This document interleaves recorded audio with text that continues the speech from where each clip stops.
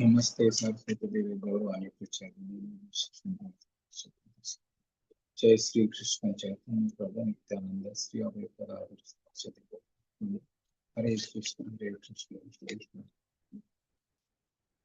हरे कृष्ण हरे कृष्ण हरे कृष्ण ओम ज्ञानतिमिरान्धस्य ज्ञानोदयशलाकया चक्षुरुन्मिलितं तस्मै श्री गुरुवे नमः श्री चैतन्य विष्णु स्थापितं येन भूतले स्वयं रूपकदामि तस्मै वन्देऽहं श्रीगुरु श्रीयुतपदकं श्रीगुरु वैष्णवं च श्रीरूपं सागरजातं सवनरघुनाथं सजीवं साद्वैतं सावधूतं परिजनसहितं कृष्ण चैतन्यदेवं श्री राधा कृष्ण पादां सविनय शाखां हे कृष्ण करुणा सिंधु दीनबंधु गोपेश्वर गोपिकाकांत राधे भक्त कांचन गौरांगी राधे वृंदावनेश्वरी शिवानुसुते देवी प्रणमामि। जय श्री कृष्ण चैतन्य प्रभु नित्यानंद श्री अद्वैत गदाधर वासुदेव गौरभक्तवृंद। हरे कृष्ण कृष्ण कृष्ण हरे हरे हरे कृष्ण कृष्ण कृष्ण हरे हरे हरे कृष्ण कृष्ण कृष्ण हरे हरे हरे कृष्ण। तर तुका म्हणे अभंग तुकारामाची जी संकलन सुरू आहे ते आता 211 सत्र संपन्न होते. या सत्रात मध्ये प्रवचनाच्या अगोदरच मी आपल्या सर्वांच्या चरणी प्रार्थना करतो, नम्र प्रणाम करतो की मला आशीर्वाद द्यावे जेणेकरून मी 4 शब्द आपल्याला सांगू शकेन. तसेच माझे दीक्षागुरु शिक्षागुरु यांच्या चरणी मी प्रार्थना करतो की मला त्यांनी आशीर्वाद द्यावे जेणेकरून मी तुकाराम महाराजांच्या अभंगावरती 4 शब्द बोलू शकेल. माझा आवाज येतो का? एअरफोन लावू? पल्लवी माताजी प्रभूजी आवाज कमी येतोय थोडा. हरे कृष्णा. हा प्रभूजी. हरे कृष्णा. हा प्रभूजी बोला आता. एक मिनिट हा. हेडफोन आवाज येतो का व्यवस्थित? हो प्रभूजी बिना हेडफोनच बोलला तुम्ही. ठीक. तर आज आपण 211 अभंग वर चर्चा करायची आहे. तर अभंग असा आहे, 14 पुणे जयाची पोटी तुची आम्ही कंठी साठविली. साठविला पाहिजे, साठविली. 14 भुवने जयाची पोटी तुची आम्ही कंठी साठविली. काय एक उणे आमची घरी ओळंगती द्वारी रिद्धी सिद्धी. काय एक उणे आमचे घरी ओळंगती द्वारी रिद्धी सिद्धी. असुर जयाने घातले तोरडी तो आम्हाशी जोडी कर दोन्ही. असुर जयाने घातले तोरडी तो आम्हाशी जोडी कर दोन्ही. रूप नाही रेखा जयशी आकार आम्ही तो साकार भक्ती केला. रूप नाही रेखा जयशी आकार आम्ही तो साकार भक्ती केला. अनंत ब्रह्मांडे जयाचे अंगी समान तो मुंगी आम्हासाठी. अनंत ब्रह्मांडे जयाचे अंगी समान तो मुंगी आम्हासाठी. तुका म्हणे आम्ही देवाहून बळी झालो ही निराळी ठेवून आशा. तुका म्हणे आम्ही देवाहून बळी झालो हे निराळी ठेवणे आशा. खूप सुंदर अभंग आहे. तर अर्थ असा आहे, 14 भुवने ज्याच्या ठाई एकवटली आहेत त्याला आम्ही कंठात साठविले आहे. 14 भुवने ज्याच्या ठाई एकवटले आहेत त्याला आम्ही कंठात साठविले आहे. असे असताना आमच्याकडे जरा सुद्धा उणे नाही. प्रत्यक्ष रिद्धी सिद्धी आमच्या अज्ञेत आहे. असे असताना आमच्याकडे जरा सुद्धा उणे नाही. प्रत्यक्ष रिद्धी सिद्धी आमच्या अज्ञेत आहे. पुढे म्हणतात, बलवान असुराला बंदीवान करणारा देव आमच्या पुढे मात्र नम्रपणे हात जोडून असतो. बलवान असुराला बंदीवान करणारा देव आमच्या पुढे मात्र नम्रपणे हात जोडून असतो. ज्याला आकार वर्ण रूप रंग नाही त्याला आम्ही भक्तीच्या बळावर साकार केलेले आहे. ज्याला आकार वर्ण रूप रंग नाही त्याला आम्ही भक्तीच्या बळावर साकार केले आहे. ज्यांच्या अंगी संपूर्ण ब्रह्मांड साठविले आहे, आमच्यासाठी त्याने लहानसे रूप धारण केले आहे. ज्यांच्या अंगी संपूर्ण ब्रह्मांड साठविले आहे, आमच्यासाठी त्याने लहानसे रूप धारण केले आहे. तुकाराम महाराज म्हणतात शेवटी, आम्ही देवाहून सामर्थ्यवान आहोत, कारण आम्ही आशा सोडून भक्ती केली आहे. तुकाराम महाराज काय म्हणतात, आम्ही देवाहून सामर्थ्यवान आहोत, कारण आम्ही आशा सोडून भक्ती केली आहे. तर आपण माग पण एकदा चर्चा केली होती, शास्त्रामध्ये जे पंचम पुरुषार्थ सांगितलेले आहेत, त्या पंचम पुरुषार्थ चार पुरुषार्थ, त्याच्यामध्ये सगळ्यात सर्वश्रेष्ठ पुरुषार्थ आहे तो 5वा पुरुषार्थ म्हणजे भगवंताची भक्ती. धर्म, अर्थ, काम आणि मोक्ष. धर्माचं पालन करणे, धर्म अर्थ, पैसे मिळवणे, धर्माचे आचरण करायचे असे पैसे मिळवले पाहिजे धर्माच्या मार्गाने. धर्म, अर्थ, काम, इच्छा पूर्ण करणे, आणि धर्म, अर्थ, काम आणि मोक्ष. मग ह्या चारही पुरुषार्थाच्या पेक्षा 5वा पुरुषार्थ सर्वश्रेष्ठ पुरुषार्थ आहे. तो वैष्णवांचा धर्म आहे, तो म्हणजे भगवंताची भक्ती करणे. तर पहिल्या कडे काय म्हणतात भगवंत तुकाराम महाराज, 14 भुवने ज्याच्यात सामावले आहेत, त्या भगवंताला भक्ताने आपल्या कंठात धारण केले आहे. म्हणजे याचा अर्थ काय, भगवंतांचं नाम आणि भगवंत यांच्यामध्ये काही फरक नाही. त्या कलिकालामध्ये भगवंतांना जर प्राप्त करायचं असेल तर भगवंताच्या नामस्मरणानंच प्राप्त केलं पाहिजे. भगवंत स्वतः आणि भगवंताचं नाम याच्यामध्ये काही फरक नाही. चैतन्य महाप्रभू ज्यावेळी अवतार झाला भगवान श्रीकृष्ण आहे, ते चैतन्य चरितामृत मध्ये काय म्हणतात, काय सांगितलं जात आहे, कलिकाले नामरूपे कृष्ण अवतार. ह्या कलियुगामध्ये कृष्ण कुठल्या रूपाने अवतार झाले, आपल्या नामाच्या रूपाने अवतार झाले. नाम आहे ते आहे सर्व सर्व जगत निस्तारे. नाम आहे ते आहे सर्व जगत निस्तारे. काय अर्थ, म्हणून या कलियुगात नाम रूपाद्वारे भगवंताचा अवतार झाला आहे. केवळ हरिनाम घेतल्याने व्यक्ती साक्षात भगवंतांचा संग करू शकतो, आणि जो हरिनाम घेतो त्याचा उद्धार 100% ठरलेला आहे. शंका सुद्धा काढायची नाही की माझा उद्धार होईल का, कारण भगवंताच्या नामरूपानं अवतारित झालेले आहेत. ज्यावेळी आपण भगवंताचं नामस्मरण करतो त्यावेळी जिभेवरती भगवंत नृत्य करत असतात. म्हणून भगवंताच्या नामात इतके प्रभावी काय आहे, कारण साक्षात भगवंत आणि भगवंताचं नाम याच्यात फरक नाही. आणि ज्यावेळी आपण भगवंताच्या नामाचा उच्चार करतो त्यावेळी भगवंत आपल्या जीवावरती नृत्य करत असतात. म्हणजे भगवंताचा आपल्याला सदैव संग मिळत असतो. आता यापूर्वी पण मी अनेक वेळा सांगितले, ब्रह्मनारदी पुराण काय सांगते, हरिर्नाम हरिर्नाम हरिर्नाम एव केवलम कलौ नास्तेव नास्तेव नास्तेव गतिरन्यथा. त्या कलियुगामध्ये हरिनामाच्या शिवाय दुसरा कुठलाही मार्ग नाही. म्हणजे हरिनामाला किती आपण महत्व दिलं पाहिजे हे या श्लोकातून समजते. हरिनामाचा जप करण्याशिवाय भगवंताची प्राप्ती या कलियुगात कुठल्याही दुसऱ्या मार्गाने होणार नाही आहे. ना तपाना होणार नाही, ना यज्ञ करून होणार नाही, ना ध्यान करून होणार नाही. या कलियुगात भगवंताची प्राप्ती जर करायची असेल ती फक्त हरिनामाद्वारेच होईल. तुकाराम महाराज आपल्याच अभंगामध्ये म्हणतात पुढे की, नाम संकीर्तन साधन पैसोपे जळतील पापे जन्मांतरीची. या नाम संकीर्तनानं सर्व जन्मांतरी जेवढे पापाचे डोंगर आपण साठवले ते एका क्षणाभरात नामाचं उच्चारण करतात जळून जातील म्हणतात. आणि पुढे का उपदेश करतात, नाम कृष्ण हरी विठ्ठल केशवा मंत्र हा जपावा सर्व काळ. सदैव भगवंताचं नामस्मरण करावं हे तुकाराम महाराज म्हणतात, सदैव म्हणतात असते. परत चैतन्य चरितामृत आणि काय म्हटलं जातंय, नाम विन कलिकाले नाही आर धर्म, सर्व मंत्र सार नाम येई शास्त्र मर्म. काय याचा अर्थ, कलियुग मध्ये हरिनाम संकीर्तनच्या शिवाय दुसरा कुठलाही अन्य कोणी धर्म नाही, कुठलाही धर्म नाही आहे. आणि सर्व शास्त्राचं मर्म काय आहे, हरिनामाच्या मंत्राचा जप करणे हे सर्व शास्त्राचा सार मर्म आहे हे सांगितलं जाते. आता भक्तिविनोद ठाकूर आपल्या हरिनाम चिंतामणीमध्ये काय म्हणतात, नाम चिंतामणी कृष्ण चैतन्य रस विग्रह पूर्ण शुद्ध नित्यमुक्त अविनत्व नामनामिनी. भगवंताचे नाम आणि भगवंताच्या मध्ये काही फरक नाही आणि पूर्ण शुद्ध आणि नित्यमुक्त आहे. म्हणजे जे भगवंताच्या नामात असतात ते सुद्धा ते पद प्राप्त करू शकतात.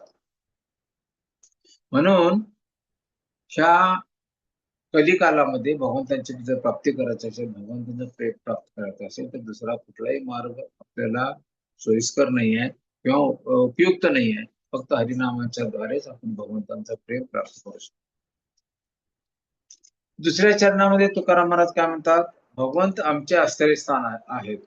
त्यांनी आम्हाला कशाच ऊन आहे, भगवंतच आमचे माता पिता आहेत, त्यामुळे आम्हाला कशाच ऊन कशाच आहे.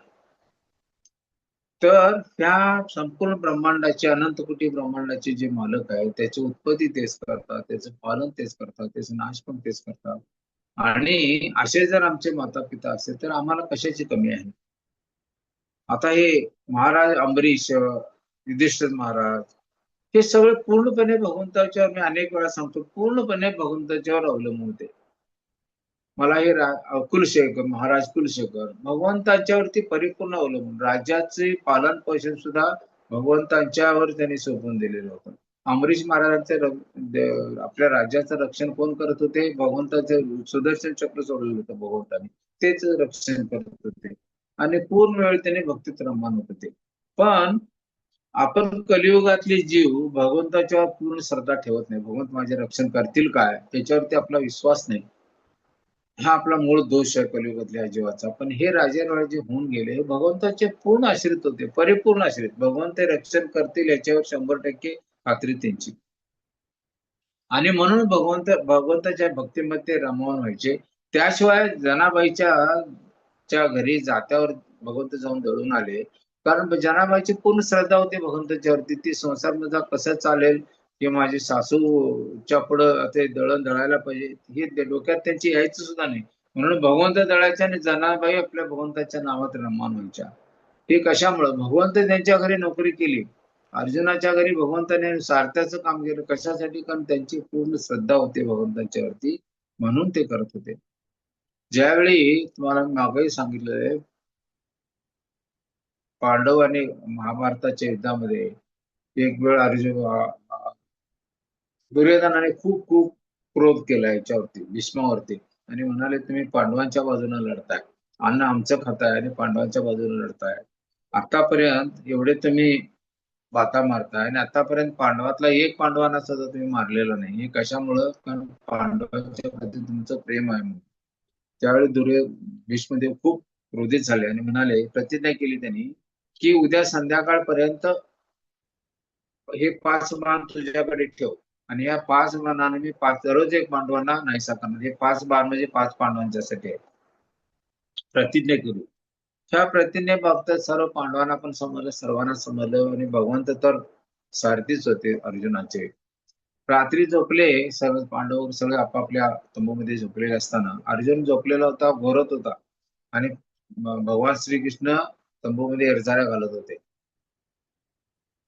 तर त्यावेळी श्रीकृष्णाने अर्जुनाला जागा केलं आणि म्हणाले, तू घोरत असं झोपलेला आहेस, तर ह्यांनी विष्णुदेवाने काय प्रतिज्ञा केली तुला माहित आहे का? तर काय प्रतिज्ञा केली, तर हे 5 बाण काढून दिले त्यांनी. 5 बाण म्हणजे 5 पांडवांचा वध, आणि तू निवांत झोपलेला आहेस. तर म्हणाले, अर्जुन म्हणाले, तो तुमचा प्रश्न आहे म्हणाले, आमचं रक्षण करायचं का नाही करायचं, आम्ही तुमचे भक्त आहोत, आमचं रक्षण करायचं म्हणजे भगवंत तुमचं काम आहे.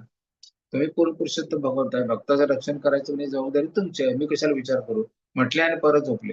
म्हणजे किती भगवंतांच्यावरती श्रद्धा, पूर्ण श्रद्धा. दुसरे कोण असते तर आता असं केलं, आता 5 दिवसात 5 बाण बाजूला काढले म्हणजे आमच्या 5 लोकांच्या पैकी कोणाचा नंबर लागतोय, 5 पांडवांचा वध कसा होईल यावर विचार केले असते. पण भगवंतांची परिपूर्ण श्रद्धा. पांडवांनी कधी तक्रार केली नाही भगवंतांच्या पुढे, तुम्ही आमच्या बरोबर असून सुद्धा आम्हाला दुःख का भोगावं लागतं. इतकी भगवंतांच्यावरती श्रद्धा होती त्यांची. आणि असे भगवंत जर आपले पालक असतील तर मग आम्हाला कशाच होणार. तुकाराम महाराज म्हणतात, असे भगवंत जर आमचे हे असतील, आमचे पालक असतील, आमचे माता पिता असतील, तर आम्हाला उन्ह कशाच आहे. एवढी श्रद्धा असली पाहिजे खरं. आता हे साधू संत वगैरे सगळे, यांच्याकडे भौतिक संपत्ती दिसत नसेल, मग भक्तींचा त्यांचा खूप मोठा साठा, मोठा स्टोर आहे त्यांच्याकडे, स्टॉक आहे. कारण तेच आपल्या बरोबर येणार आहे, भगवंताच्या धामात प्राप्तीनंतर आपल्या बरोबर येणार आहे. किंवा ह्या भौतिक जगाचा ज्यावेळी आपण त्याग करू, त्यावेळी आपल्या बरोबर काय येणार आहे, भगवंताची जी भक्ती करू तोच बरंच येणार आहे. इथली भौतिक संपत्ती सगळं इथूनच सगळं ठेवून जावं लागणार आहे. एक एवढं कापडाचं चिंधीत सुद्धा आपल्यावर येत नाही. आणि येणार आहे ते भगवंताची भक्तीच येणार आहे. हे सगळं अनेक संत साधू संत सांगतात, तरी पण आपल्या डोक्यात प्रकाश पडत नाही. अजून आपण संपत्ती गोळा करतच असतो. अजून थोडं करायला पाहिजे, अजून ते कोण असं आपल्याला मिळाला की आता मला पुरेसं संपत्ती मिळाली, आपण मला करणार नाही, असं कोण मिळाला का? एवढं सगळं ऐकून सुद्धा परत आपण त्याच्याच पाठीमागे लागतो. पण तुकाराम महाराज काय म्हणतात, जिथं आमचे आई वडील माता पिता भगवंत आहे, तिथं आम्हाला कशाचं म्हणे, किती श्रद्धा भगवंतांच्यावरती. पुढे तिसऱ्या चरणात म्हणतात, असुरांचा वध करणारे भगवंत प्रिय भक्तापुढे हात जोडून उभे असतात. आता याची अनेक उदाहरणं पाहतो आपण, की साक्षात भगवंत भक्ताच्या पुढे भक्तांना विकले जातात. भगवंत स्वतःला विकून टाकतात. भगवंत इतकं प्रसन्न होतात भक्तांच्या वरती आणि त्यांची सेवा करतात. आता तुम्हाला 1000 वेळा मी सांगितलं हे उदाहरण. अर्जुनाचे सारथी झाले भगवंत आणि अर्जुन आपल्या पायानं डावीकडे जायचे, उजवीकडे जायचं, पायानं धक्का मारून सांगायचे की इकडं रत्न्या, इकडं रत्न्या. म्हणजे भगवंत किती कृपाळू आहेत, भक्तांच्या पायाचे लाथा सुद्धा खातात त्याच्या सेवेसाठी, कारण ते भगवंताची श्रद्धा होती त्या भक्तांची, म्हणून त्यांची सेवा करतात. आता यशोदामाई भगवंतांना ज्यावेळी त्यांनी लोण्याचं भांड फोडलं, ते लोणी काढत होत्या, त्यावेळी त्यांना बांधून टाकलं, दामोदर लीलेमध्ये बांधून ठेवलं. तर भगवंत स्वतःला बांधून घेतात. भगवंत इतके भगवंत भक्ताच्यावरती प्रेम करतात. आणि यशोदा माईला सुद्धा हे भगवंत आहे ते कधीच त्यांच्या मनात विचारच नव्हता, कारण योगमायानं भगवंतांनी त्याला कव्हर केलेलं होतं. त्यामुळं हा माझा पुत्र आणि भगवंताचं संरक्षण करणं हे माझं कर्तव्य, या भावनेतनं त्यांची सेवा करत होत्या. आणि भगवंतांना पण असे माता पिता आपल्यावर सेवा केलेलं भगवंतांना खूप आवडते, म्हणून ते भगवंत पण आनंदाने करून घेत होतं. भगवंत यशोदामाईने त्यांना पकडलं आणि त्याला म्हणलं, भगवंतांनी बांधून घेतलं भक्तांच्याकडून आपल्याला, हे भगवंतांचं भक्तांच्या वरती प्रेम. आणि त्यांच्यापुढे घाबरल्यासारखं रडत असलेल्या अवस्थेत होते भगवंत. म्हणजे भगवंत किती भक्ताच्या अधीन होता, भक्तांच्यावरच्या भक्तीच्या प्रेमापोटी भगवंतांच्यावरती केलेल्या प्रेमापोटी हे आता दाखवून देतात. म्हणजे हे जे भगवंत अनंत कोटी ब्रह्मांडाचे पालन करणारे आहेत, निर्माते आहेत, ते भक्तांच्या पुढे कधी शरणागती पत्करल्याचा प्रकार आहे. हा भगवंतांच्या पुढे विकले जातात भगवंत, हे त्याचं उदाहरण आहे. आणि ज्यावेळी यशोदामाईने भगवंतांना श्रीकृष्णाला बांधून ठेवलं होतं, ही बाब ज्यावेळी बलदेवांना समजली, त्यावेळी बलदेव तिथं धावत आले आणि बघितलं आणि श्रीकृष्णा, अरे काय अवस्था आहे, तर आईनं बांधले, आता मी काय करू म्हणायला लागले. म्हणजे असं भगवंतांना म्हणायची गरज आहे का? पण भक्ताच्या प्रेमापोटी भगवंत काही करू शकत नाही, शिक्षा सुद्धा सहन करतात. तर बलदेव म्हणालेले यशोदामाईकडे जाऊन, कोण बांधलं? भगवंत हे ना, श्रीकृष्ण कानाला कोण बांधलं? यशोदा म्हणल्या, मी बांधलं. काय म्हणायचंय तुला? तुला तर बलदेव म्हणायला लागले, कोण आहेत माहित आहे का ते? कोण आहे? अनंत कोटी ब्रह्मांडाचे नायक आहे ते, पूर्ण पुरुषोत्तम भगवंत आहेत. होय, पूर्ण पुरुषोत्तम भगवंत आहे. आणि तू कोण आहेस? मी शेष आहे म्हणले. शेष अवतार, शेष आहे मी. तर त्यावेळी म्हणले, सगळे भगवंताचे अवतार आमच्याच घरात आलेत का म्हणाले, आणि आता चढी घेतल्याने जातोच काय, तुला पण बांधून घालू म्हटल्यानंतर बलदेव पण पळून गेले, बलराम. आणि बलदेव भगवंतांच्या पुढे जातात आणि म्हणतात, आता मी काय करू, यशोदा माईच्या पुढे आता कुणाचं चालणार. म्हणजे आईचं प्रेम एवढं होतं की भगवंतांना सुद्धा बांधून घालायचं त्यांच्याकडे पॉवर भगवंतांनी दिली होती. तर ही भगवंतांच्यावर भक्तीमुळे आपण भगवंतांना कसं विकत घेतो, भगवंतांना कसं ताब्यात घेतो, याचे ज्वलंत उदाहरण आहे. म्हणून असे भगवंत ज्यांचे संरक्षण करणारे आहेत, ज्यांचे पुत्र पण आले, त्यांना कशाचं ऊन आहे हे सांगतात. पुढं तिसऱ्या चरणामध्ये आता आपल्या सर्वांना माहित आहे, भगवान श्रीकृष्णाने किती किती असुरांचा वध केला आणि ते बिना हत्यार हातात न घेता. तुम्ही आणि किती इतर अवतारामध्ये अनेक हत्याराचा वापर म्हणून भगवंतांनी असुरांचा वध केला असेल, पण ह्या याच्यामध्ये त्यांनी कुठलंही हत्यार न वापरता अनेक असुरांचा वध केला.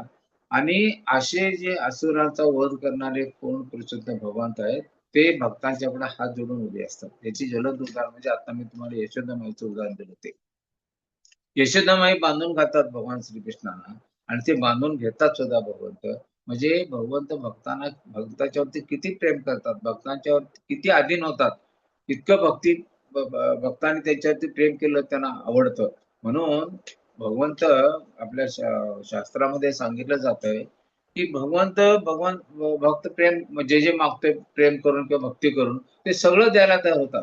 पण भक्ती देत असताना मात्र 10 वेळा विचार करतात. का?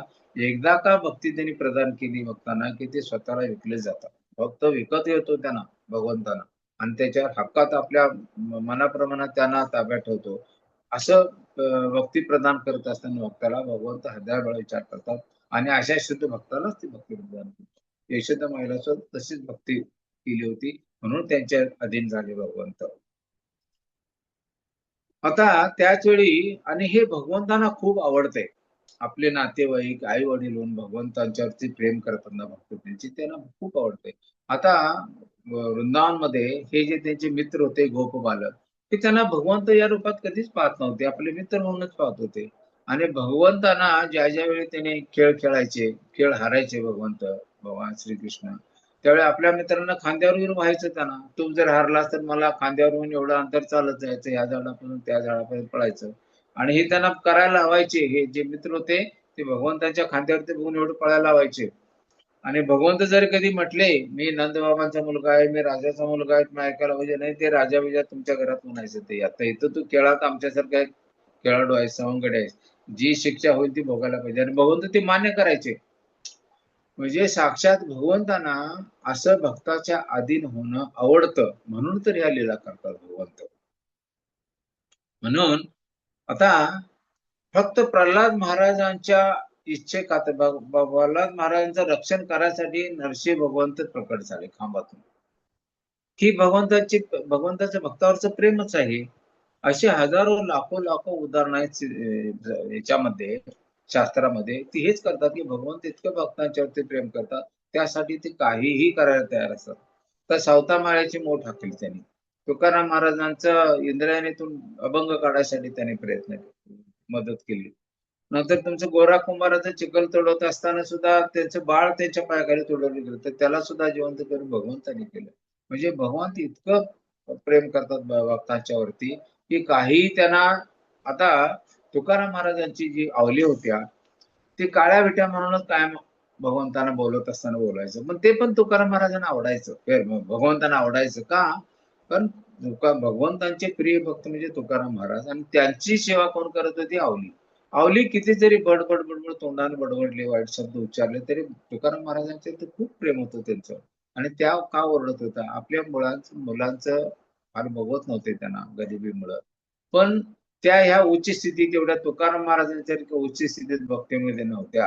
त्यामुळे भक्तीत काय जवळ असल्यानंतर श्रीमंती कशाने ओळखली झाली भक्तीत की त्यांना व्यवहारामुळे या व्यवहारात त्याचं मन गुंतल्यामुळे समजत नव्हतं. म्हणून त्या ओरडत होत्या. पण तुकाराम महाराजांच्यावरती त्यांचं खूप प्रेम होतं. कधी कधी तुकाराम महाराज बाहेरचं नामजप करीत जाऊन तपस्या करत बसले की ते जेवण बरोबर घेऊन जायचे, शोधत आणि तिथं जाऊन त्यांना जेवण भरवून यायचं. आणि संसाराचा गाडा त्यात चालवायचा. तुकाराम महाराजांचा संसार ज्यात लक्ष घालतच नव्हतं. म्हणून तुकाराम महाराज हे आवली जरी भगवंतांना काळ्या विट्या म्हणत होती तरी भगवंत हसायचे, त्यांना ते आवडायचं. कारण हे भक्तांच्या वरती ती खूप सेवा करायची, त्यांच्या भक्तांची खूप सेवा करायची. म्हणजे तुकाराम महाराजांची खूप सेवा करायची. म्हणून आवलीचं हे बोलणं सुद्धा त्यांना आवडायचं. अशा पद्धतीनं तुकाराम महाराज म्हणतात की असे भोड्या असुरांचा जरी वध केला तरी आमच्या पुढे हात जोडून भगवंत उभा राहतात. का? कारण ते भक्तांना विकले जातात. भगवंताचे जे भक्त आहेत ते आपल्या भक्तीद्वारे, आपल्या प्रेमाद्वारे भगवंताला विकत घेतल्याचा प्रकार आहे. आणि या भक्तांच्या पुढे नतमस्तक पाहायला लावतात भक्त भगवंताला. याचा अर्थ असा नव्हे की ते भगवंतच आहेत, आपण भक्तच आहोत. पण प्रेमा खातर हे सवलत प्रेमाचं आदान प्रदान आहे. आणि असे अनेक हजारो उदाहरणं आहेत तसे भगवंत भक्तांच्या वरती कसं प्रेम करतात. नंतर चरण 4 मध्ये काय म्हणतात? भगवंतांना जे निराकार म्हणतात. आता मायावादी भगवंतांना निराकार म्हणतात, भगवंतांना आकार नाही आहे. पण त्याचा खरा अर्थ निराकार म्हणजे भगवंत आकारविहीन आहेत असं नाही आहे. त्यांना भौतिक आकार नाही, आमच्यासारखा आकार नाही. आपण भौतिक शरीर जे आपलं आहे रसा मासानं तयार झालेलं शरीर, तसं भगवंताचं शरीर नाही आहे. भगवंताचं शरीर सच्चित आनंदमय आहे, दिव्य आहे. म्हणून त्याला निराकार म्हणतात. पण त्याचा अर्थ आपण वेगळा घेतो. निराकार म्हणजे भगवंतांना आकारच नाही असं कसं? भगवंताचे आपण अंश आहोत, आम्हाला आकार आहे, तर आम्हाला हे ज्याचे आपण अंश आहोत तर अंशीला आकार आहे आकार नाही असं म्हणणं कसं आहे? चुकीचं आहे. म्हणून भगवंतांना आकार नाही याचा अर्थ भौतिक आकार नाही. आणि तुकाराम महाराज काय म्हणतात, असे निराकार जरी म्हणतात ते ठीक आहे, अशा भगवंतांना सुद्धा आपण आकार घ्यायला आमच्या पुढे येताना ते आकार घेऊन येतात. आता इथं मनुष्य रूपात भगवंत अवतार प्रभू रामचंद्राने मनुष्य रूपात अवतार घेतला आणि लीला केल्या. ह्या आम्हाला त्यांचं प्रेम देण्यासाठी किंवा इथं यदा यदा धर्मश्च ग्लानिर्भवति भारत म्हणजे धर्माचं पुनर्स्थापन करण्यासाठी ज्यावेळी भगवंत अवतार येतात तर सर्वसामान्य मनुष्य रूप घेतात आणि लीला करतात. याचा अर्थ ते आमच्यासारखे सर्वसामान्य मनुष्याचं आहेत असं नाही. त्यांनी भगवंताचा जरी मनुष्य रूप जरी घेतलं भगवंतानी तर त्याचं भगवंताचं मूळ स्वरूप बदलत नाही. त्यांचं शरीरचे सतचित आनंदमयच आहे. श्रीकृष्णाचं सच्चित आनंदमय शरीर आहे त्यांचं. ते फक्त लीला करण्यासाठी भगवंताचं स्वरूप घेते दाखवत असतात आपल्याला. आणि बऱ्याच अशा शास्त्रामध्ये सांगितलेलं आहे की ईशोपनिषद वगैरे बऱ्याच शास्त्रांमध्ये ईशोपनिषद म्हणा किंवा भक्तिरसामृत सिंधू, भगवद्गीता आणि उपदेशामृत यामध्ये अनेक श्लोकांमध्ये असं सांगितलं भगवंताचं शरीर कसं सच्चित आनंदमय आहे. आमच्यासारखे हाडामासाचं नाही आहे. ते सच्चित दिव्य शरीर आहे तुमचं. आणि हे जे म्हणतात ना भगवंतांना आकार नाही आहे, मायावादीचे याचा प्रचार करतात, हे साफ सत्य आहे. प्रभुपाद आपल्या प्रत्येक ग्रंथामध्ये ह्या मायावरती इतकं त्यांनी विरोध केलाय की भगवंतांना शरीर नाही म्हणणं हे किती चुकीचं आहे. मी म्हणजे भगवंत, आपण मृत्यूनंतर भगवंत, तू भगवंत मी भगवंत, मृत्यूनंतर भगवंताच्या याच्यात विलीन होतो म्हणणं हे कसं चुकीचं आहे. प्रभुपादाने आपल्या अनेक ग्रंथामध्ये प्रस्तुत करायचा प्रयत्न केला आणि पटवून द्यायचा प्रयत्न केलाय. प्रत्येक वेळी त्यांनी वार केलेत मायावादीवरती. भगवंत निराकार आहे असं कसं म्हणतात तुम्ही? भगवंताना आकार आहे, भौतिक आकार नाही आहे म्हणून निराकार. आणि दुसरं नंतर 5व्या चरणामध्ये काय म्हणतात, ज्याच्यामध्ये सारी ब्रह्मांडे साठविले आहेत तोच भगवंत भक्तासमोर बालक रूपाने बालक रूप त्याने धारण केलं. हे मी मगाशी तुम्हाला सांगितलेलं. यशोदामाई ज्यावेळी भगवंतांना बांधलं ते लहान रूप धारण करूनच केले. आता ज्यावेळी प्रभू रामचंद्र सुद्धा प्रकट झाले म्हणजे जन्म झाला, जन्म भगवंताचा जन्म होत नाही, कधी जन्म नाही, त्यांना मृत्यू नाही आहे, जन्म ते चर्चित आनंद आहे. पण आपल्या लीला कार्यासाठी जन्म घेतला, कौशल्य माईच्यामुळे प्रकट झाले चतुर्भुज रूपामध्ये.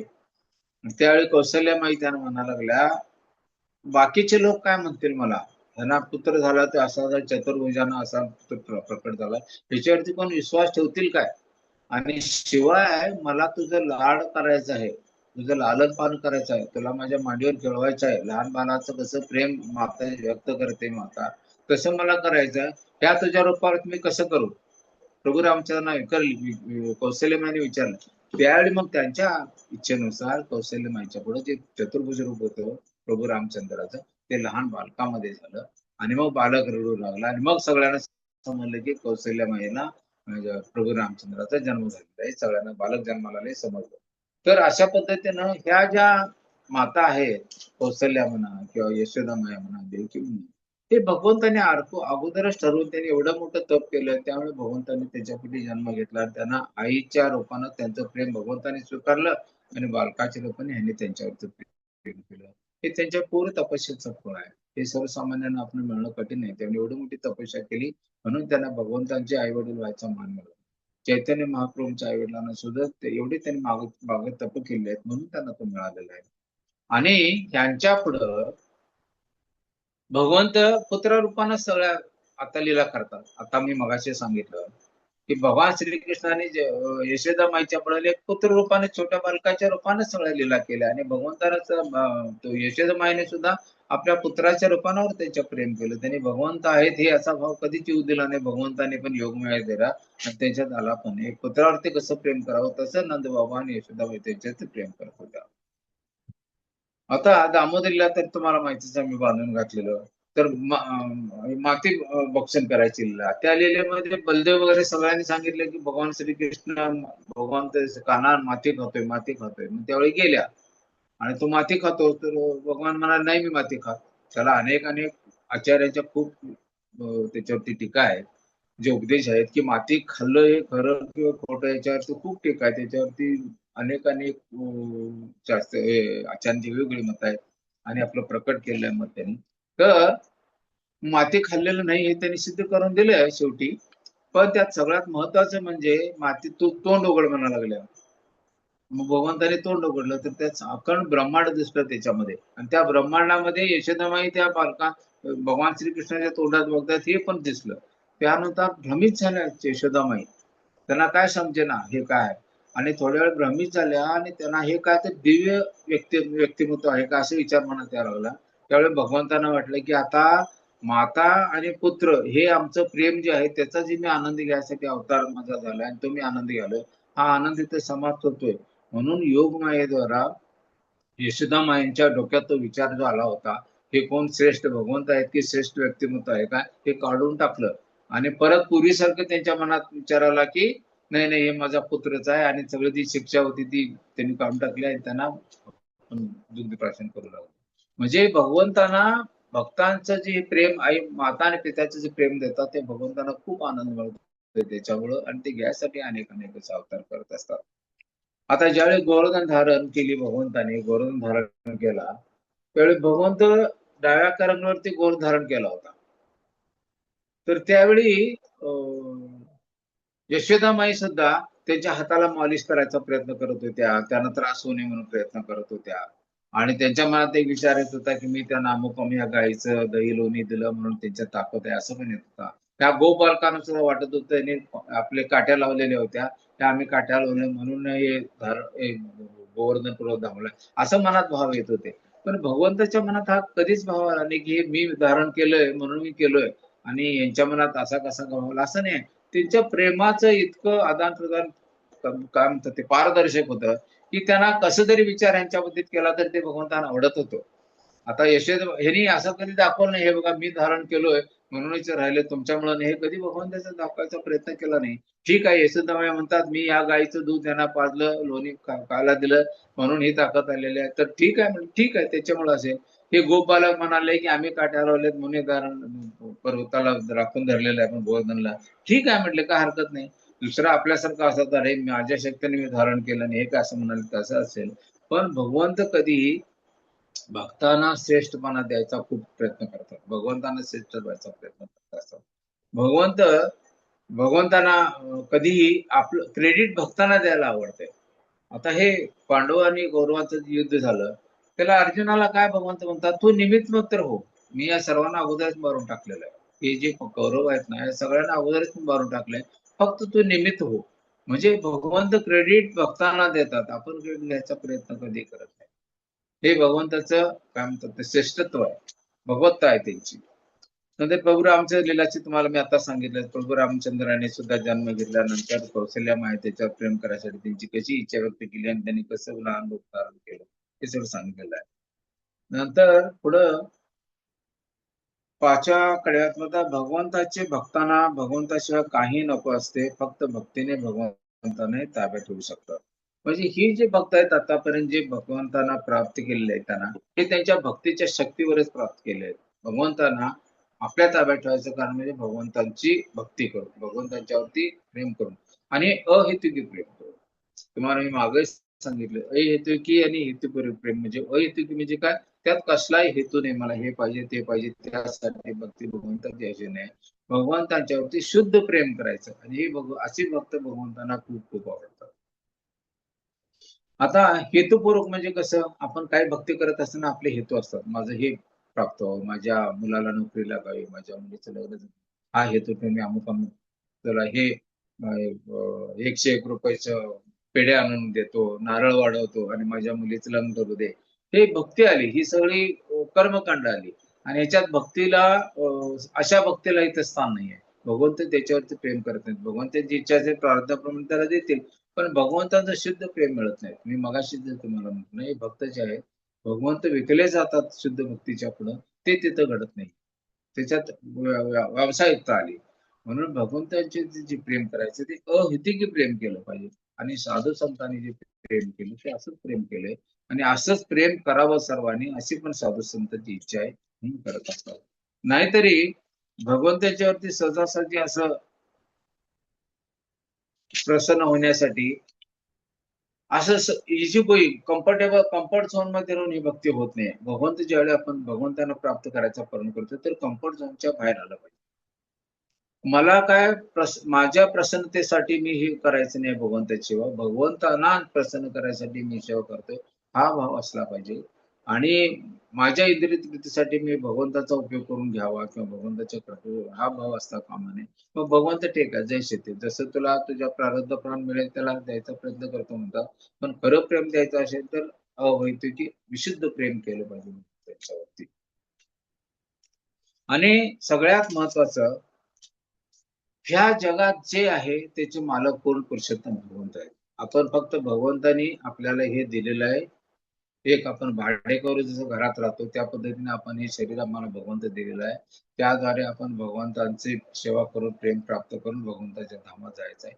हा भाव असला पाहिजे. हे मालक ईशोपनिषद म्हणजे भगवंत काय म्हणतात, ह्या जगात जे काय आहे त्याचे सर्व मालक भगवंत आहेत. आणि भगवंतानी प्रत्येकाच्यासाठी कोटा ठेवलेला आहे. ह्या जगामध्ये जितके जीव जंतू आहेत त्या सगळ्यांना पुरेल इतका कोटा भगवंताने निर्माण केलाय. पण आपल्यासारखे मानव काय करतात त्याचा साठा करतो आणि दुसऱ्याचा पण हक्क आपण दुसऱ्याच्या वाट्याचा पण आपण घेतो. म्हणून आपण दुःख भोगतो. आपण ईशा शोक ईशावासी शोक काय म्हणतो. ह्या पृथ्वीवरती जेवढे जीव आहेत त्यांच्यासाठी त्यांच्या कोट्याप्रमाणे भगवंत सगळे निर्माण करतो. कुणालाही कामी पडणार नाही. आता आता किती वर्ष आपण आपल्या अनुभवाप्रमाणे इतिहासाप्रमाणे जर बघितला तर असं कधी झालं आहे की ह्या ब्रह्मांडातलं सगळं ऑक्सिजन वायू संपलाय तर दुसऱ्या ब्रह्मांडातनं मागवायला पाहिजे असं कधी झालंय का? या ब्रह्मांडात जेवढे जीव आहेत त्या जीवांना लागणाऱ्या सगळ्या वस्तू भगवंताने अगोदरच निर्माण केले त्यानंतर जीवाची निर्मिती झालेली आहे. पण त्याचा वापर व्यवस्थित न आपण केल्यामुळं आपण दुःख भोगतो. एखाद्याने साठा करून ठेवतात त्यामुळे दुसऱ्याला कमी पडतंय. आता मला सांगा कुठला जीव जंतू कुठली चिमणी असं नेऊन आपल्या घरट्यामध्ये तांदूळ धान्य साठवून ठेवलेली आपल्याला कुठं बघायला मिळते काय? हत्तीला लागणार हत्ती किती पौंड अनेक पौंड एवढा हत्ती खातोय तरी त्याला किती लागते तेवढं भगवंतांनी निर्माण केले. चिमणीला लागेल मुंगीला लागेल तेवढं निर्माण केले. त्यांनी हे सगळे जे प्राणी आहेत मनुष्य सोडून कोणही साठा करत नाही. ते भगवंताच्या वरती त्यांचा पूर्ण विश्वास आहे. मुंगी कधी विचार करत नाही की भगवंत मला देतील की नाही, प्राणी कधी विचार करत नाही मला देतील की नाही. मला 100% त्यांचा विश्वास आहे. आम्हाला किती लागेल तेवढं भगवंत निर्माण करतात. त्याचा विचार त्यांच्या डोक्यात ठेवला पण नाही. हे सगळं मनुष्याच्या सर्व या दुष्ट बुद्धीमध्ये सगळं ठेवलेलं आहे. आणि मनुष्य मात्र साठा करून ठेवतोय आणि इतर जीव जेव्हा जंतूचं वाट्याचं पण आपल्याला आणून ठेवतो. तर हेच ईशावासी सिद्धांतामध्ये सांगतात की भगवंताने आपल्यासाठी जो कोटा ठेवलेला आहे त्याचाच आपण उपयोग केला पाहिजे. आणि अशा भगवंताच्या नियमानुसार जर आपण त्याचा वापर केला तर कुणाला काही कमी पडणार नाही. आता हे दुर्भिक्ष दुष्काळ वगैरे का पडतोय? कारण भगवंताच्या भक्ती मार्गाचा आपण अवलंब व्यवस्थित करत नाहीये. जे भगवंताने आपल्याला 4 आश्रम 4 वर्ण घालून दिलेले आहेत ज्या पद्धतीने आपण भगवंताची भक्ती करत सर्व जीव प्रेमाने राहण्यासाठी त्यांनी नियम केले त्या नियमाचं पालन केलं तर आपल्याला काही कमी पडणार नाही. पण ते नियम धाब्यावर बसून आपण आपल्या मनाने वागतो मग त्याच्यामुळे हे दुःख भोगतो आहोत. आपण दुःख का भोगतो? दुर्भिक्ष का पडते? हे दुष्काळ का पडतो? कारण भगवंताच्या नियमाचं आपण पालन करत नाही म्हणून हे कष्ट भोगावे लागतात. हे कष्ट आपल्या वाट्याला का आलेले आहेत त्याचं कारण भगवंत नाही तर आपणच आहोत. याचा विचार जर आपण केलो आणि असं जर राहायचा प्रयत्न केलो तर आपल्याला काही कमी पडणार नाही. हे जे जगात या भगवंतांनी निर्माण केले ते सर्व जीवासाठी निर्माण केले. माझ्यासाठी काय आहे तेवढा मी वापर करतो. दुसऱ्याचा वाट्याचा मी विचार सुद्धा करायला नको. हा जे उपदेशामृतचा सॉरी हिशोबनिशेचा चूक आहे. ह्याचं आपण जर काटेकोरपणे पालन केलं तर या जगात कुठलं काही कमी पडणार नाहीये. तर अशा पद्धतीने तुकाराम महाराज आपल्याला सांगतात तशा पद्धतीने की ह्या हरिनामा रूपाने आपण भगवंताचा आपल्या कंठात साठवून ठेवलेला आहे भगवंताला. हरिनाम आणि भगवंत यांच्यामध्ये फरक नाही. त्यांना आम्ही आमच्या कंठात साठवून ठेवले म्हणतात भगवान तुकाराम महाराज. तसंच भगवंत आमचे जर माता पिता असते तर आम्हाला काय कमी पडणार आहे हे जर विश्वास ठेवला आपण तर आणि पूर्ण भक्तीत जर राहिलो. आता तुम्हाला मी यांची गोष्ट सांगितली ते मागं श्रीवास पंडितांची. श्रीवास पंडित त्यांचे 4 भाऊ होते. त्यांनी काही व्यवसाय करत नव्हते. हर रोज नुसता भगवंताचं नामस्मरण भगवंताची भक्तिमय कार्यामध्ये राहत. एक वेळ त्याला चैतन्य महाप्रभूंनी विचारलं की त्यांना माहित नव्हतं असं नाही, पूर्ण भगवंत आहेत ते चैतन्य महाप्रभू. पण मग काय विचारतात, तुम्ही काही कार्य करत नाही आणि मग तुमचं कसं चालतंय? तर म्हणले, आमची परिपूर्ण श्रद्धा आहे भगवंतांच्यावरती. आमचं पालन पोषण करायचं काम भगवंतांचं. अर्जुन असेल का, अर्जुन मगाशी म्हटलं होतं, त्याच्यावर तुम्ही विचार करायचा, आमचा पराजय होणार की जय होणार ते. तसं हरिदास ठाकूर हे श्रीवास पंडितून आले. आम्ही 3 वेळा टाळी वाजवतो. 3 वेळा टाळी वाजवल्यानंतर आज मिळो, आज नाही तर उद्या मिळो, उद्या नाही तर परवा मिळो. परवा जर आम्हाला मिळाला नाही तर जाऊन आपण गंगेत उडी मारतो. कारण 3 दिवसात आम्हाला आमच्या मागणीप्रमाणे आम्हाला जे अत्यावश्यक लागणाऱ्या गरजा आहेत ते भगवंत परिपूर्ण करणारे आम्हाला खात्री आहे. आणि ते होत होत्या सुद्धा. आणि ह्याला म्हणतात भगवंतांच्यावरती विश्वास. 3 वेळा फक्त टाळ्या वाजवल्या त्यांनी यायचं ते मिळत होतं. कारण त्यांची भगवंतांच्यावरती एवढी श्रद्धा पण होती आणि त्यांच्या भक्तीचा स्तर तेवढ्या उच्च कोटीचा होता. आपण टाळे वाजवणे, आपण दिवसभर टाळी वाजवत बसलो तर आपल्याला येणार नाही. का? तर आम्ही त्या स्थितीतच नव्हतो. त्या भक्तीच्या स्थितीत आपण नव्हतो. आणि त्या स्थितीत जर आपण आलो तर आपल्याला सुद्धा 3 टाळ्या वाजवल्यानंतर आपल्याला सुद्धा मिळेल. पण ती स्थिती गाठायला पाहिजे. त्याला किती जन्म लागतात कोण जाणे. पण श्रीवास पंडितांनी तेवढी स्थिती प्राप्त केलेली होती उच्च कोटीची. आणि हे सगळे कोण आहेत? ते सगळे भगवंतांचे शुद्ध पार्षद आहेत. आम्हाला हे शिकवायसाठी सगळे हे त्यांचे पार्षद भगवंताजी जे आहेत त्यांच्या बरोबर अवतार घेतात, तेवढे येतात ते आणि आम्हाला धडा शिकवत असतात. उद्देश काय, की आम्ही त्या स्थितीत पोहोचावं. आम्ही त्या स्थितीची उच्च कोटीची भक्ती करू. आणि त्यासाठी गळाकडून सगळे साधू संत का सांगत आहेत, तेवढ्यासाठी सांगत आहेत.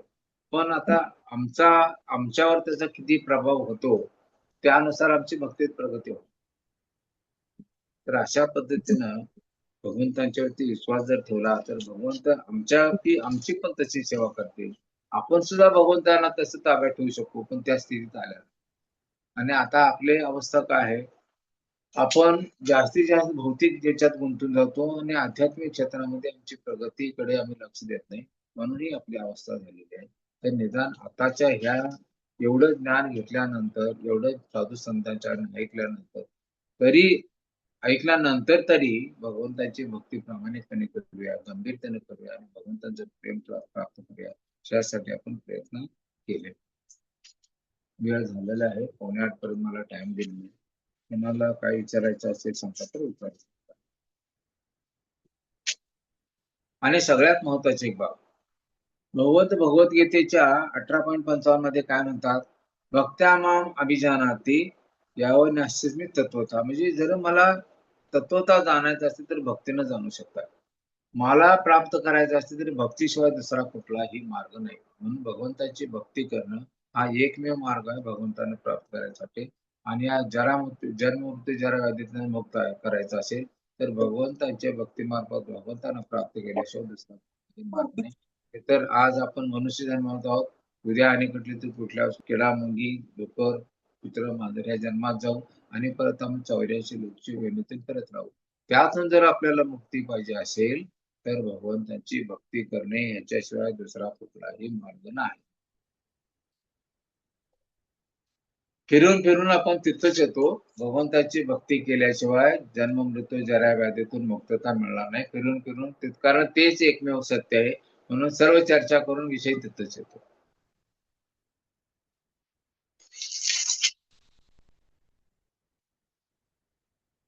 हरे धन्यवाद कृष्ण. प्रभूजी. हरे कृष्णा. धन्यवाद प्रभूजी. खूप छान अभंग आणि त्याचं निरूपण सांगितले. कोणाला काही प्रश्न असेल तर तुम्ही विचारू शकता अनम्यूट करून. कोणाला प्रश्न विचारायचा आहे काही? प्रभूजी हरे कृष्णा.